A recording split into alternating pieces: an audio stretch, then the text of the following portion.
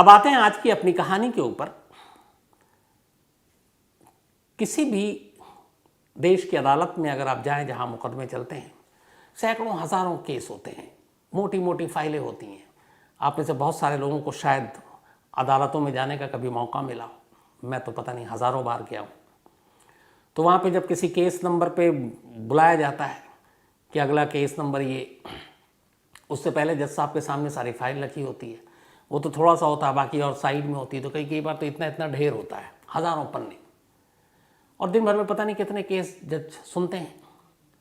अब आप सोचिए कि किसी केस नंबर के बारे में एक पुकारा गया, अगले केस, अगला मुकदमा ये है, और देश की सबसे बड़ी अदालत सुप्रीम कोर्ट और उसके भी चीफ जस्टिस बैठे हों, और अचानक उस केस के आते ही वो फाइल की तरफ देखें भी नहीं, ना फाइल खोलें, और सीधे कहें कि अच्छा तो ये तुम्हारा केस है, तुम वही हो ना जिसने एक स्टूडेंट को, एक ब्राइट स्टूडेंट को बड़ी बेदर्दी से मारा, उसके जिस्म पर 17 बार तुमने हमला किया। इतना ही नहीं, जब तुम कत्ल कर रहे थे तब उसके मोबाइल पर फ़ोन आ रहा था, घंटी बज रही थी, कम से कम 2 बार कॉल आए, और दूसरी तरफ उसकी माँ थी। माँ को पता नहीं था, और तुम उसकी बेटी को लगातार उस वक्त मार रहे तेज़ धार हथियार से। ये बताओ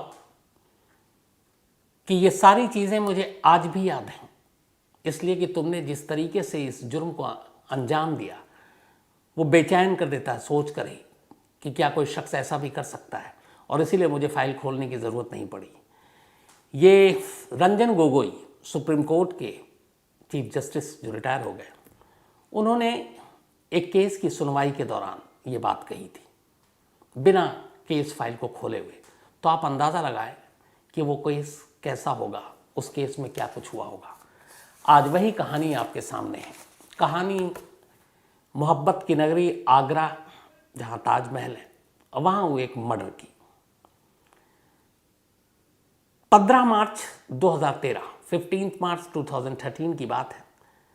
आगरा में एक जगह है और दयाल बाग एक अच्छा खासा वहाँ पे लोकेशन है, लोकेलिटी है। तो इसी दयाल बाग के पास एक और जगह है जिसमें है खेल गांव। शाम के करीब 7:30 बजे होंगे। इस खेल गांव में तब तक अंधेरा हो चुका था, मार्च का महीना था, सर्दी लगभग जा रही थी, गर्मी आ रही थी। एक शख्स गुजर रहा होता है इस खेल गांव के पास से, अचानक देखता है कि सड़क किनारे एक ऑल्टो कार खड़ी हुई है। वो करीब जाता है, देखता कार के अंदर कोई नहीं है। अब सड़क किनारे जिस तरीके से बेतरतीब अंदाज में वो कार खड़ी थी, उस शख्स को कुछ शक होता है। वो फ़ौरन 100 नंबर पर कॉल करता है और कहता है कि यहाँ पे एक ऑल्टो कार खड़ी है, और कार के आसपास दूर दूर तक कोई नहीं है, कार के अंदर भी कोई नहीं है। अब एक लावारिस कार, बहुत सारी चीज़ें हो सकती हैं, आपको पता है, टेरर थ्रेट और ये सारी चीज़ें, बॉम्ब, कुछ भी। तो जैसे ये कॉल आता है कंट्रोल रूम को, कंट्रोल रूम से फ़ौरन लोकल पुलिस को इन्फॉर्म किया जाता है। उसके बाद पीसीआर और फिर लोकल पुलिस पहुंचती है। खबर सच थी, देखा कि वहाँ एक ऑल्टो कार खड़ी है, कार का दरवाज़ा बंद है, कार में कोई नहीं है।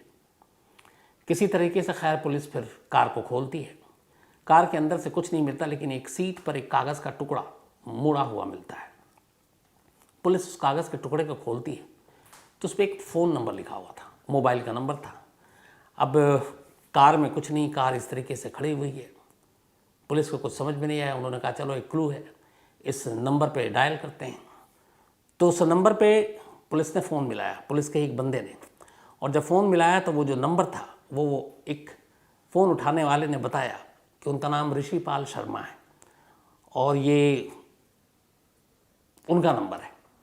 तो पुलिस ने पूछा कि एक गाड़ी खड़ी हुई है और उस गाड़ी में ये आपका नंबर मिला है। तो उन्होंने बताया कि क्या नंबर है और कौन सी गाड़ी। उन्होंने कहा ऑल्टो है और ये नंबर है। उन्होंने कहा ये तो मेरी अपनी गाड़ी है।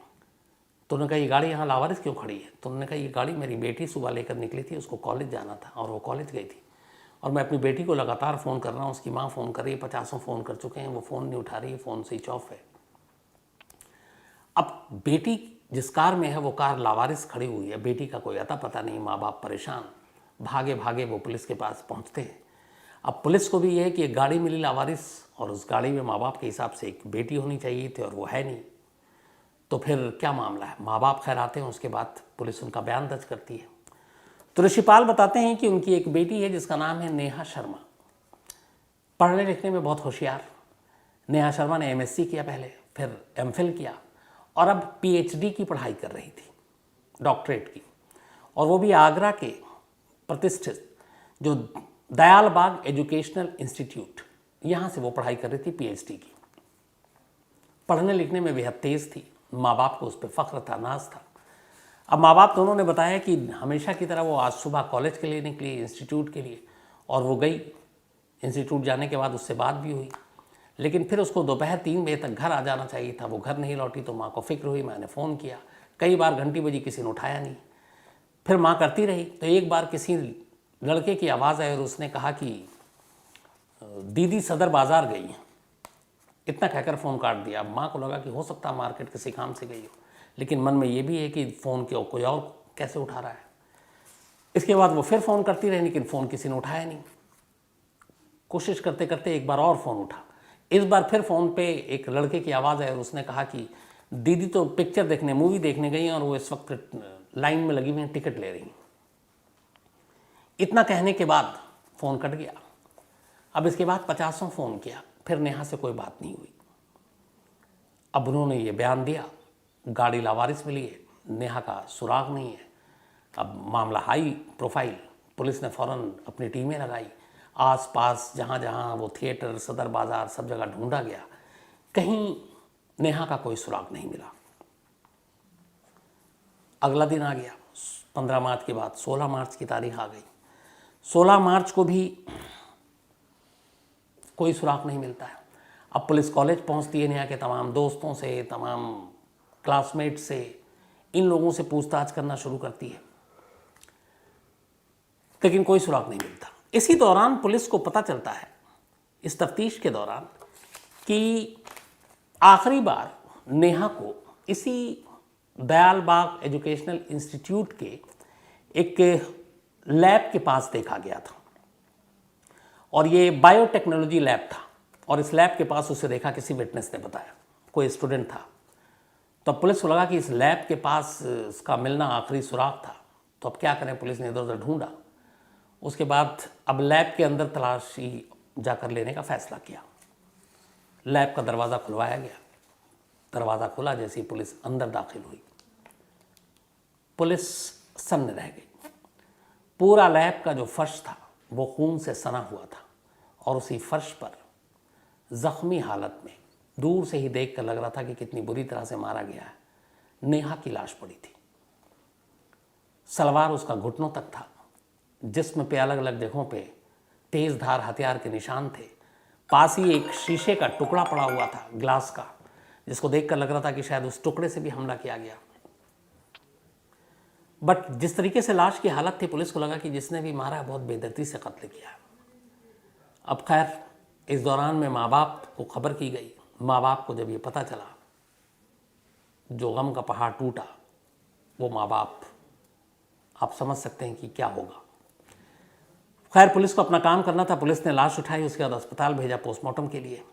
अब ये मामला जो है एक कत्ल का हो चुका था। सुबह होते होते सारे इंस्टीट्यूट में, कॉलेज में, आगरा में ये बात फैल गई, एक पीएचडी स्टूडेंट्स का इतनी बेरहमी से कत्ल। स्टूडेंट्स भी गुस्से में आ गए।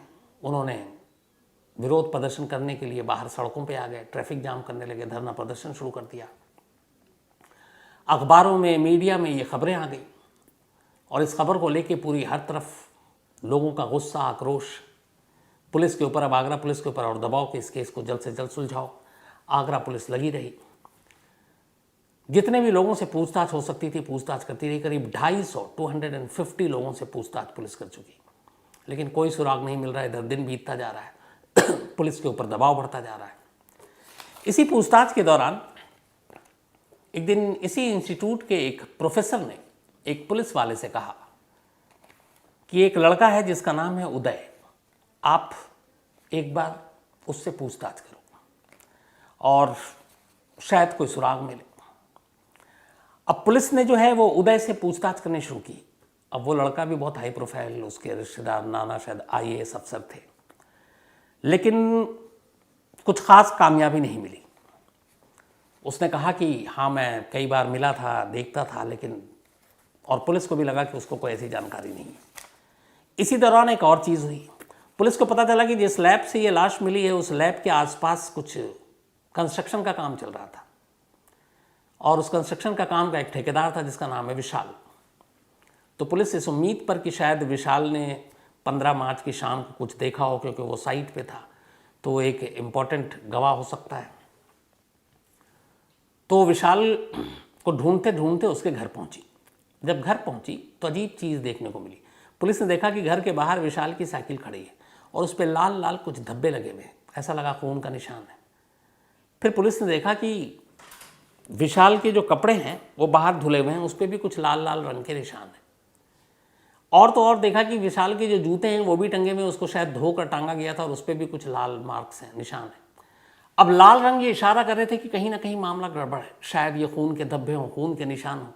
और उसी लैब के आसपास विशाल काम कर रहा था एक ठेकेदार के तौर पर। तो इतने शक काफ़ी थे।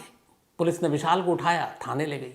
अब उससे पूछताछ शुरू हुई हर तरीके से, लेकिन विशाल हर बार यही कहे कि वो बेकसूर है। तब तक पुलिस ने ये जो सारी चीज़ें, कपड़े, साइकिल और उसके जूते, इसको फॉरेंसिक जांच के लिए भेज दिया था। 3 दिन तक पुलिस ने विशाल को अपनी हिरासत में रखा और वो लगातार 3 दिन तक इनकार करता रहा। तीसरे दिन फॉरेंसिक की रिपोर्ट आई और इस रिपोर्ट में कहा गया कि ये लाल रंग खून के निशान नहीं है, बल्कि ये पेंट है। अब पुलिस के हाथ फिर खाली, विशाल को छोड़ना पड़ा। पुलिस जहाँ की थी वहीं तक रही। इधर इस दौरान में पोस्टमार्टम रिपोर्ट आ चुकी थी। पोस्टमार्टम रिपोर्ट में कत्ल की वजह तो सामने थी कि एक्सेस ब्लीडिंग, ज़्यादा खून बहने से, जिस्म पे 17 जख्मों के निशान थे। लेकिन पोस्टमार्टम रिपोर्ट में भी एक अजीब चीज़ थी। रेप हुआ है या नहीं हुआ इस बात की कंफर्मेशन नहीं थी। मतलब पोस्टमार्टम रिपोर्ट आधी अधूरी थी। वो ये कह रहा है कि हो भी सकता और नहीं भी हो सकता, तो कॉन्क्रीट कुछ नहीं था। अब पोस्टमार्टम रिपोर्ट भी उलझाने वाला। इधर विशाल भी हाथ से निकल गया, कोई सबूत नहीं। लगभग 15 दिन हो गए। अब इधर दबाव लगातार बढ़ता जा रहा है।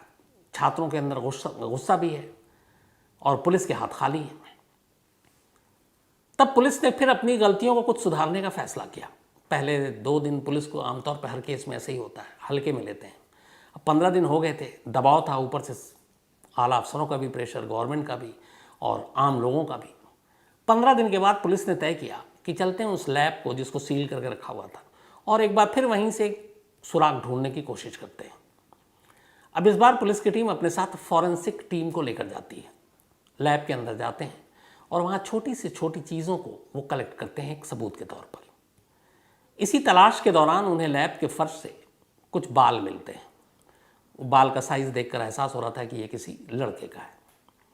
अब पुलिस ने वो बाल उठाया और उसको फॉरेंसिक जांच के लिए भेज दिया। इधर उस प्रोफेसर के अलावा कुछ और लड़कों ने फिर पुलिस से कहा कि आप गलत दिशा में जांच कर रहे हैं, आप उदय के ऊपर नज़र रखिए और उदय को इन्वेस्टिगेट कीजिए, पहली सुलझ जाएगी। अब पुलिस ने फिर इस बार उदय के घर जाकर जांच, उससे इंट्रोगेट करने का फैसला किया। घर भी पहुंची पुलिस। अब वो पावरफुल लोग, आईएएस की फैमिली, उन्होंने उल्टे पुलिस के ऊपर, पुलिस के खिलाफ केस कर दिया कि ये हमें हरास कर रहे हैं।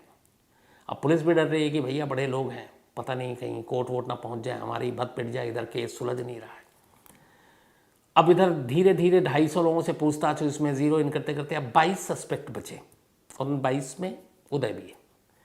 इसी दौरान फिर पुलिस को पता चलता है कि लैब में एक टेक्नीशियन है और उस टेक्नीशियन, उसका नाम है यशवीर संधू। एक विटनेस ने बताया कि 15 मार्च 2013 की शाम उसने उस ऑल्टो कार में यशवीर संधू को देखा था। अब पुलिस के लिए ये बड़ा खुलासा था, हालांकि लेट मिला था, जानकारी लेट मिली। पुलिस ने यशवीर संधू को उठाया। उसने कहा कि हाँ, वो गाड़ी में चला रहा था, लेकिन मेरा कत्ल से कोई लेना देना नहीं है और ये गाड़ी मुझे वहाँ तक जहाँ पे छोड़ा है उदय ने कहा था छोड़ने के लिए।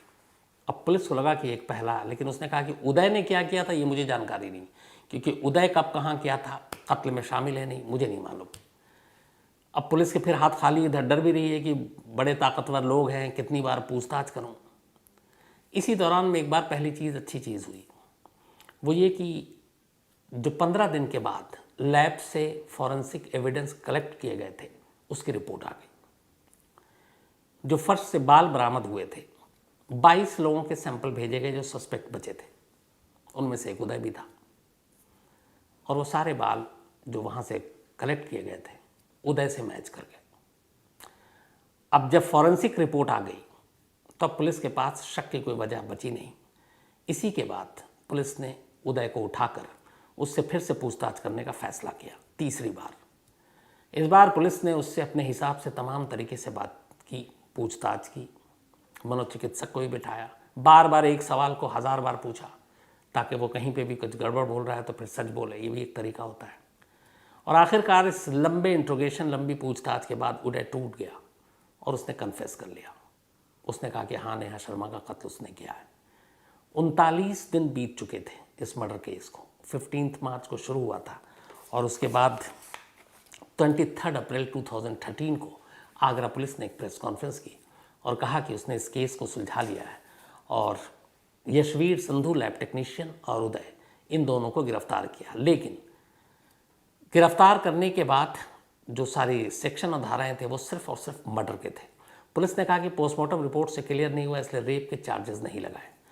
इधर इतनी देर हो चुकी थी, 39 दिन हो चुके थे और लोगों को पुलिस मोटिव भी नहीं थी कि अगर रेप नहीं हुआ तो सिर्फ कत्ल क्यों हुआ, वजह क्या थी। तो पुलिस के इस आधी अधूरी तफ्तीश को लेकर लोगों में गुस्सा था। इसके बाद मांग की जाने लगी, खुद नेहा शर्मा के फैमिली ने मांग की कि इसकी सीबीआई इंक्वायरी होनी चाहिए। और आखिरकार इस मामले में राज्य सरकार ने, यानी यूपी की गवर्नमेंट ने कहा कि इस मामले की जांच सीबीआई को सौंप दी जाए। और सीबीआई को, इधर पुलिस ने अपनी चार्जशीट दाखिल कर दी जिसमें अभी ये याद रखिए कि उस पर रेप का इल्ज़ाम नहीं लगाया। पुलिस ने 16 जुलाई 2013 को चार्जशीट दाखिल की थी, लेकिन इसके चार्जशीट दाखिल करने के बाद लोगों में गुस्सा आया क्योंकि रेप का इल्ज़ाम लगा नहीं था और मर्डर का मोटिव क्लियर नहीं कर पा रही थी लोकल पुलिस। तो 22 जुलाई को सीबीआई जांच की यूपी गवर्नमेंट ने सिफारिश कर दी और 29 अगस्त को आखिरकार सीबीआई ने इस मामले की जांच शुरू कर दी। इधर यशवीर और उदय को पुलिस गिरफ्तार कर चुकी थी, लेकिन कमाल देखिए कि 1 साल के बाद ही, बल्कि 1 साल भी क्या, 13 का ये मामला था, 11 फरवरी 2014 को दोनों को कोर्ट ने जमानत भी दे दिया। अब दोनों बेल पे बाहर। इधर सीबीआई को जांच मिली, अब सीबीआई जांच कर रही है। सीबीआई ने जांच की, तमाम फॉरेंसिक नमूने, हालांकि वो पुलिस नहीं उठाए थे, उनकी दोबारा जांच की गई, अच्छे से लैब में जांच की गई और जो सारे बॉडी के पार्ट्स थे उस वक्त की जो जांच रिपोर्ट थी उसको निकाली गई। फिर सीबीआई ने ये पाया कि नेहा शर्मा का रेप हुआ था और रेप के बाद ही मर्डर हुआ था और उससे पहले उसे क्लोरोफॉर्म सुंघाया गया था। अब जो कहानी सीबीआई ने फिर ये सारी तफ्तीश की, तो इसके बाद सीबीआई ने अपनी चार्जशीट दाखिल की अदालत में और अदालत में चार्जशीट दाखिल कर ये कहा कि जो आगरा पुलिस की इन्वेस्टिगेशन थी कि सिर्फ मर्डर है, ये गलत है, ये रेप एंड मर्डर है। सीबीआई की कहानी के हिसाब से उदय लगातार नेहा शर्मा के पीछे पड़ा हुआ था, उसे तंग भी करता था, उसको लेकर बुरी नीयत रखता था। 15 मार्च को नेहा कॉलेज गई, उसके बाद वो लैब की तरफ आई। इत्तेफाक से कोई और लैब में था नहीं, टेक्नीशियन जो है उसका जानने वाला था। लैब के अंदर क्लोरोफॉर्म रखा हुआ था, तन्हाई में कोई और था नहीं, मौका देखकर उसने क्लोरोफॉर्म सुंघा दिया, लेकिन उससे पूरी तरह से नेहा बेहोश नहीं हुई और उसने उसके साथ ज़बरदस्ती करने की कोशिश की, तो उसने विरोध किया। इस पे फिर उसने उसके ऊपर हमला किया। बराबर में एक शीशा था, वो उठाकर उसने मारा और फिर इसके बाद उसे लगा कि वो पकड़ा जाएगा, राज खुल जाएगा, अगर ये बच गई तो फिर बेतहाशा उसने मारा। 17 वार किए और जब वो नेहा के साथ ज़बरदस्ती करने की कोशिश कर रहा था और उसे मार रहा था, उस वक्त नेहा का मोबाइल उसके पास था और लगातार घंटी बज रही थी और वो फ़ोन एक जो 2 बार जब उसने उठाया तो लगभग वो नेहा के ऊपर हमला करके उसे मार चुका था और उसी ने फ़ोन उठाया और उसकी माँ से कहा पहली बार कि दीदी सदर बाज़ार गई है, दूसरी बार कहा कि वो मूवी देखने जा रही है और टिकट लेने के लिए लाइन में लगी हुई है, जिसको जस्टिस गोगोई ने सुप्रीम कोर्ट में तब कहा था जब ये बेल के लिए आया था, वो अभी बताता हूँ आपको। तो सीबीआई की चार्जशीट आ गई, रेप का मामला दर्ज कर लिया गया और इसके दर्ज होते ही सीबीआई ने बेल का विरोध किया। इसके बाद इन दोनों की ज़मानत अर्जी खारिज हो गई, दोनों को फ़ौरन वापस आगरा जेल में डाला गया। फिर वक्त बीता, कुछ साल के बाद 2018 में इधर चूँकि इसको मर्डर केस में बेल मिला था, अब सीबीआई ने चार्जशीट में रेप लगाया, तो रेप में अब ज़मानत मिली नहीं थी, निचली अदालत ने दी नहीं, ऊपरी अदालत ने इनकार किया। तो अब उदय पहुंच गया सुप्रीम कोर्ट और उसने कहा कि हमें एक मामले में तो बेल मिल गई, दूसरे मामले में दे दी जाए।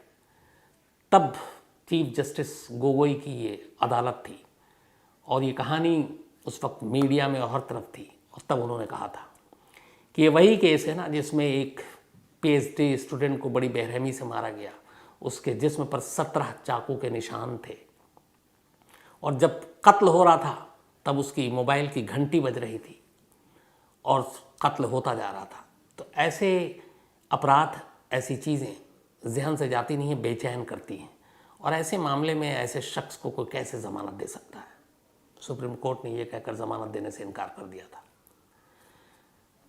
हालांकि सीबीआई ने अपनी चार्जशीट में जो लैब टेक्नीशियन था उसको बरी कर दिया, क्योंकि उसका इस कत्ल में और रेप में कहीं से कोई रोल नहीं नजर आया। अक्यूज सिर्फ एक को बनाया, उदय को। यह मामला अब भी लोअर कोर्ट में है। अब आप ये देखिए कि 2013 का केस है, ये 9 साल हो गए। उदय आगरा की जेल में बंद है, लेकिन अभी तक फैसला नहीं आया। आज भी नेहा शर्मा के माँ बाप इंसाफ की उम्मीद में बैठे हुए हैं कि कब फैसला आए, कब उनकी बेटी के इस कातिल को कड़ी से कड़ी, तब उनके हिसाब से फांसी की सज़ा मिले। लेकिन 9 साल तो हो गए, अभी तक निचली अदालत का फैसला नहीं आया। अभी इसके बाद ऊपरी अदालत में जाना है, अभी सुप्रीम कोर्ट में जाना है। तो वही कितने केसों को रोएं, कितनों की शिकायतें करें, न मालूम कितने और बरस लग जाए एक माँ बाप को इस उम्मीद पे कि कब उनके साथ इंसाफ होगा। तो ये थी कहानी। अब आपसे मुलाकात होगी कल रात 9 बजे किसी नई कहानी के साथ। तब तक अपना ख्याल रखिएगा। Thank you very much.